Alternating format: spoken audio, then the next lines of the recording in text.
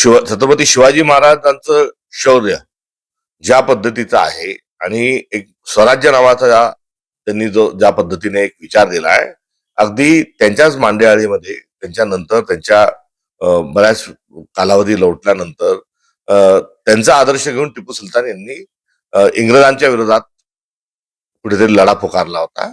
आणि त्या अर्थानं टिपू सुलतान हे एक शौर्य गाजवणारे एक योद्धे होऊन गेले, एक भारताचे भूमिपुत्र होऊन गेले.